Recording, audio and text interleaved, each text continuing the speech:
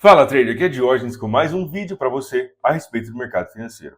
Nesse vídeo eu vou fazer uma análise de 4 ativos. Vou fazer uma análise do Bitcoin, do ouro, do SP500 e do Nasdaq, principalmente para a semana de 6 a 10 de janeiro de 2025. Durante esse ano de 2025 eu fiz um desafio para mim mesmo de te trazer um vídeo por dia aqui nesse canal, aqui no YouTube, para que você possa ter conteúdo de qualidade atualizado para você poder dar o próximo passo em direção à consistência. E como aqui no YouTube você não paga nada para assistir esse material, portanto, esse desafio vai trazer muito benefício para você que quer aprender a respeito do mercado financeiro, quer se desenvolver enquanto trader. Então, se você ainda não está inscrito nesse canal, se inscreve já, deixa o seu joinha, tá? O seu like nesse vídeo, que é muito importante, e ativa a notificação para que você não possa perder nenhum dos vídeos que eu vou te trazer. Também vou fazer muitas lives aqui, tá? Nesse canal. Live de operações ao vivo, live para trazer algum tema, algum conteúdo para você. Portanto, o meu comprometimento durante esse ano de 2025 é realmente trazer conteúdo de qualidade que vai te ajudar a dar o próximo passo no mercado financeiro, beleza? Meu nome é Diógenes, comecei no mercado financeiro em 2009 e agora já completam aí 15, indo para 16 anos atuando no mercado todos os dias. E a minha mensagem, eu procuro trazer uma mensagem pautada na realidade, tá? Nas possibilidades que o mercado oferece e nos desafios, tá? Nos problemas, enfim, no risco que o mercado oferece para a gente. Nós precisamos estar conscientes do risco do mercado e precisamos estar conscientes das possibilidades. Então, nós queremos, né, isso aí já entrando um pouco no aspecto psicológico, nós queremos ter o resultado que o mercado pode nos oferecer, mas para isso nós precisamos lidar, enfrentar os desafios que o mercado também propõe. E muitas vezes, o que acontece? O desafio, ele vem junto, tá? Ele vem junto, misturado com a oportunidade. O risco, ele anda sempre muito colado com a oportunidade. E isso é uma coisa importante que a gente deve ter em mente na hora que a gente for operar, ok? Então, eu vou te fazer uma análise de 4 ativos. Vamos para a tela que eu vou te mostrar isso agora. Muito bem, então estamos aqui no Bitcoin, tá? Gráfico diário. Eu gosto de começar minhas análises pelo gráfico diário porque ela me dá um panorama que eu considero bastante interessante. Eu entendo que de todos os períodos, tá? O gráfico diário é o mais relevante de todos. E isso inclui os períodos também de gráfico de day trade, etc. Se eu tivesse que escolher apenas um período para operar, seria o gráfico diário, ok? Como eu não preciso escolher apenas um, então eu acabo transitando entre vários, ok? Mas o gráfico diário me dá uma visão, eu entendo que é uma visão de longo prazo, mas não tão longa assim, o que faz com que eu entenda o que aconteceu dentro de cada dia. Bitcoin, o que foi que aconteceu durante o ano de 2024? A gente pode observar aqui, deixa eu ver aqui ó. Dia 2 de janeiro de 2024, tá? Chegou a subir 149% no ano. Ok? Fechou com um ganho, fechou o ano de 2024 com um ganho de 116%, né? Chegou a 108 mil dólares, aproximadamente, pouquinho mais de 108 mil dólares. Está em uma estrutura de alta, uma tendência de alta. O que acontece? Eu vejo que quando o Bitcoin começa a subir muito, ele entra muito nos holofotes. Ele começa a chamar muita atenção. E aí o trader de varejo, né, ele acaba olhando para o Bitcoin e fala assim, bom, então eu vou comprar, né? Só que o que acontece? O trader de varejo, na boa parte das vezes, ele acaba comprando quando o Bitcoin entrou na mídia, né? Todo mundo começou a falar e etc. Ok? Isso é um ciclo assim que se repete. Então, neste momento, pode ser que o Bitcoin suba mais? Pode ser. Ok? Porém, neste momento, eu não compraria Bitcoin agora. Pode ser que ele sobe? Pode ser que ele continue subindo. Pode ser que ele vai para 200 mil dólares? Pode ser. Porém, veja bem, a história se repete. Tá? É natural que o mercado, mesmo em uma estrutura de alta, em um ativo que tem predominantemente uma tendência de alta, como o Bitcoin, mesmo dentro dessa estrutura de alta, ele tende a fazer oscilações de alta e de baixa. Então, se a gente olhar para a história do Bitcoin, a gente vai observar que as retrações são muito fortes. Aqui, por exemplo, ó, essa aqui foi a máxima de 2021. Tá? Se a gente medir desde a máxima até aqui embaixo, ele se desvalorizou 77%. Foi uma retração muito forte, 77% desde a máxima. Deixa eu só salientar para você entender. Essa aqui foi a máxima de 2021, tá? A máxima histórica até aquele momento. E essa retração aqui foi de 77%. Nós não temos nenhum ativo no Forex, né, nas moedas que tenha movimento, retrações nem parecidas, nem de longe parecido com isso. Tá 77%. E não demorou muito tempo para ele cair. Desde 2021, novembro de 2021, aqui, ó, quando ele atingiu essa máxima, ele atingiu a mínima em novembro de 2022. Em um ano ele perdeu 77% do valor. Veja bem, eu sei que existe uma galera que é apaixonada pelo Bitcoin, tá? Que é apaixonada e etc. E eu tenho uma mensagem para você que eventualmente é apaixonado pelo Bitcoin ou por qualquer outra coisa no mercado financeiro. Não se apaixone por nada. Não se apaixone nem pelo Bitcoin, nem pelo ouro, nem por nada. Ativos financeiros, o mercado financeiro, ele está aí para ser usado. Use, ok? As oportunidades que o mercado financeiro te oferece, as possibilidades, etc. Mas não se apaixone por nada. Se a gente olhar mais para trás, a gente vai ver que as retrações do Bitcoin costumam ser nessa magnitude. Por exemplo, aqui, ó, em 2017, ele tinha atingido o valor de 19 mil dólares. Ok? E quanto foi que ele desvalorizou? 83%. Então, veja bem, nós já temos duas retrações, uma super retração de 77% e uma outra mega retração de 83%. Ok? São retrações muito grandes. Se a gente voltar, aqui nesse gráfico aqui ele é limitado, mas se a gente voltar um pouco mais, a gente vai observar que tem pelo menos 5 retrações que é acima de 70% de desvalorização desde a máxima até lá embaixo. O que eu quero dizer? Gente, o Bitcoin, ele está em 100 mil dólares, passou dos 500 e poucos mil reais, né, 600 mil reais aí, sim. Mas veja bem, olhando para a história, a gente pode entender que ele vai fazer uma retração. Então, nesse momento, eu particularmente, minha opinião, tá, pessoal, o Bitcoin, a tendência dele uma tendência, no longo prazo, é uma tendência de alta. É uma tendência de alta. Ele muito provavelmente vai continuar subindo ao longo dos próximos anos. Até por causa da própria tecnologia do Bitcoin, né? É limitado e etc. Com o passar do tempo vai sendo minerado cada vez menos Bitcoins por causa da própria tecnologia do Bitcoin. Então, a velocidade de mineração vai caindo. E na prática isso significa o quê? Ele é um ativo escasso. E as pessoas, instituições, etc., gostam, né, já aderiram ao Bitcoin enquanto possível reserva de valor e etc. Então, a tendência é de alta. Mas, poxa, vai comprar aqui em cima, na máxima. Né? Onde seria possível região de interesse? Vamos agora pensar logicamente. Né?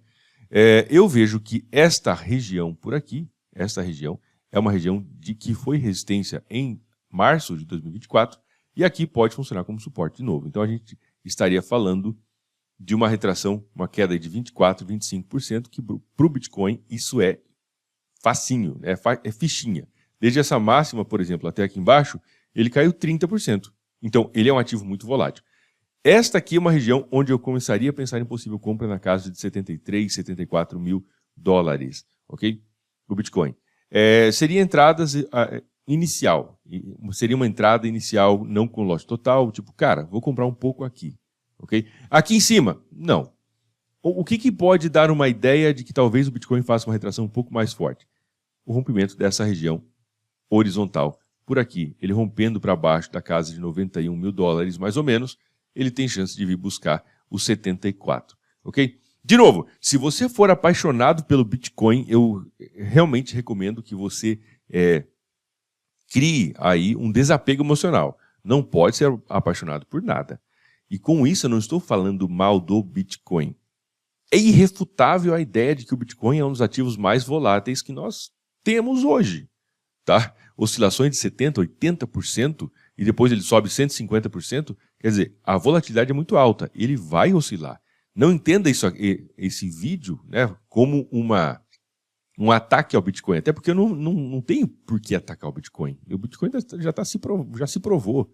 Né? Ele já está provado como um ativo que é diferenciado pela tecnologia, etc. Então, veja bem, fazendo uma análise fria, calculista, eu não compraria o Bitcoin aqui agora. E ele pode subir 300% em 2025? Pode. E ainda assim eu vou manter a minha opinião. Ok? Mesmo se ele subir 300%, cara, não vou comprar no topo. Vou esperar uma retração de pelo menos uns 30%, 40% aí para começar a pensar em possível compra. Ok? Muito bem, vamos ver o ouro, gold. Esse aqui também, né, o Bitcoin, em grande parte, ele tem algumas características, né, parecidas com a do ouro, como, por exemplo, a limitação da produção. O ouro é limitado. Ok? É limitado. Então, isso na prática significa que, aumentando a demanda e se mantendo a oferta estável ou limitada, o preço tende a subir. Tanto que a tendência do ouro é outro ativo que vai subir infinitamente e não vejo fim para uma tendência de alta no ouro. Ok? Só a gente olhar aqui de 2013, nunca subiu tanto.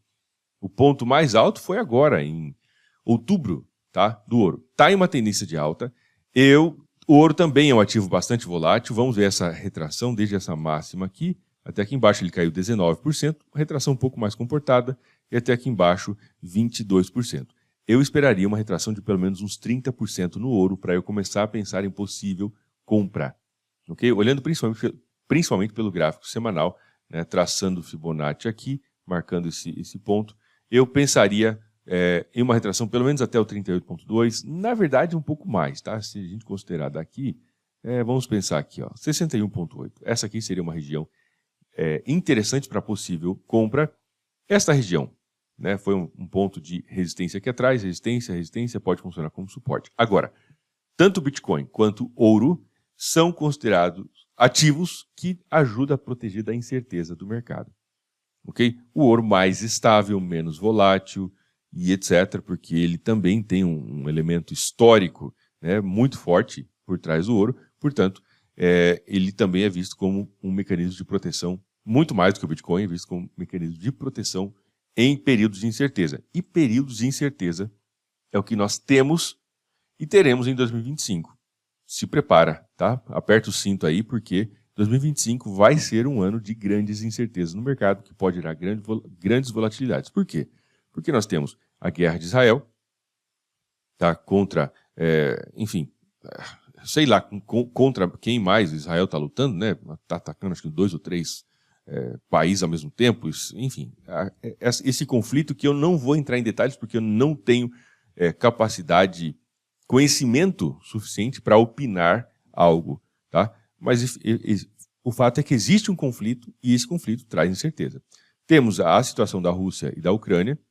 A Rússia recentemente baixou os seus critérios de possível utilização de armas nucleares, né, dizendo que antes a Rússia só usaria, basicamente eles tinham ali, tem, né, ainda, uma cartilha, tá? Um plano, por escrito ali, é chamado de doutrina, né? Então eles têm ali uma doutrina que diz, que dizia, tá, até recentemente, nós só usaremos armas nucleares caso a soberania, caso o Estado russo seja atacado por algum país com armas nucleares e etc. Recentemente foi baixado o nível disso, tá? Mudou-se esse texto, essa doutrina, dizendo que a Rússia poderia atacar algum país caso ela fosse atacada indiretamente por um país que não tenha arma nuclear, mas amparada por um país que tenha. Por exemplo, dizendo que, como a Ucrânia começou a utilizar mísseis de longo alcance oferecido pelos Estados Unidos, isso já poderia ser visto pela Rússia como uma forma de um ataque indireto dos Estados Unidos à Rússia. E a gente sabe que é isso que está acontecendo, tá? Então, essa flexibilização da utilização de armas nucleares subiu um pouco o tom e a coisa ficou um pouco mais incerta. E aí, ativos como o Bitcoin, como o ouro, podem ser vistos como ativos de segurança, ok? Recomendo você dar uma olhada, tá? Com certeza a minha explicação não foi tão boa, mas 2025 será um ano de incertezas. Temos SP500, que está em uma tendência de alta já bastante longa. Isso aqui eu diria que é meio que uma exceção à regra, a menos que haja um conflito direto envolvendo os Estados Unidos e etc., coisa mais séria. Eu entendo que o SP500 tende a continuar subindo, por causa que Donald Trump, né, como presidente, inclusive, pequeno parênteses, Donald Trump é um elemento de incerteza na equação da geopolítica do mundo hoje. Por quê? Porque o cara, tipo, né, ele não tem muito papo na língua. Se ele tiver que atacar ou Por exemplo, ele disse recentemente, né, que o correto seria anexar o Canadá aos Estados Unidos e etc. É uma retórica, no meu ponto de vista, desnecessária, né? O Canadá é um país soberano e etc.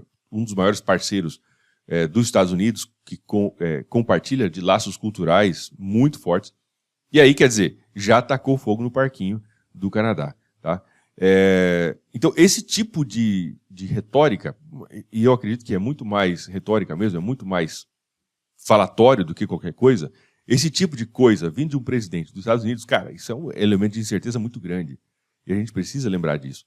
Tá? Então, Donald Trump é uma incógnita, né, hoje no cenário geopolítico do mundo. Pode ser que no final ele nem faça tudo o que ele está falando, o que ele fala e etc. Eu acredito que não. Tá? Eu acredito que não. Mas nunca se sabe. Então, Donald Trump, voltando ao cenário político mundial, ele é um cenário de incógnita.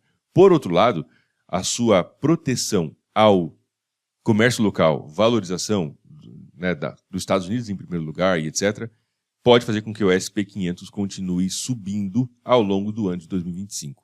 Okay? Eu pensaria nesta região como uma região de possibilidade de compra. Se a gente olhar para este movimento aqui, medindo com Fibonacci, a gente consegue observar, está na região do 38,2, tá? Entre 38,2% e 50%, podemos dizer aqui um pouquinho mais por aqui, dessa forma, ok? Esta região, eu pensaria que pode segurar o S&P 500. E pode ser que ele nem volte, tá? Se o Donald Trump realmente conseguir fazer o que ele está se propondo, né, que ele disse em outras ocasiões que ele vai baixar o preço do petróleo, da gasolina, e etc., gerar mais emprego, e etc. Se ele conseguir fazer isso, as ações tendem a subir. Baixou o preço do petróleo, o petróleo é o sangue que corre aí, né? A parte logística do planeta inteiro é baseada em petróleo, ok? Então, se fizer isso, os custos das empresas ficam mais fáceis, as pessoas se locomovem mais facilmente, e etc., e as empresas sobem, as empresas vendem mais, e etc., S&P 500 sendo, na minha opinião, o principal índice do mundo, tá? E que mede as empresas americanas, enfim, tende a subir, ok? E Nasdaq a gente tem o mesmo cenário. Essa tendência, na minha opinião, do ponto de vista técnico, já é uma tendência envelhecida, está na fase 4 do meu indicador, tá? Está na fase 4. O que é essa fase 4, Diógenes? Basicamente, eu fiz um estudo algum tempo atrás, onde, maior parte do tempo, os ativos tendem a ter uma idade de tendência mais ou menos estável, ok? Quando a gente fala do ponto de vista técnico. Porém, então, aqui a gente já tem uma tendência que eu vejo envelhecida no Nasdaq. Agora, temos que adicionar isso que eu acabei de falar do Donald Trump, né? Esse retorno dele à presidência e a promessa de revitalizar a economia e etc. americana e favorecer o comércio local, isso pode fazer com que o Nasdaq continue subindo. Ok? Então a gente pode observar aqui, ó, anteriormente chegou na fase 4, que é essa cor magenta, chegou na fase 4 e depois fez uma grande retração. Tá? E agora a gente tem um cenário mais ou menos parecido. Dependendo de como for aí a volta de Donald Trump, né, talvez faça uma retraçãozinha e continue subindo. Eu pensaria em possíveis compras apenas nesta região, mais ou menos por aqui. Aí aqui sim, já seria uma retração um pouco mais forte nesse ponto, tá ok? E é basicamente isso, tá? Não vou estender muito mais esse vídeo. Durante esse ano de 2025 será um vídeo por dia falando a respeito do mercado financeiro.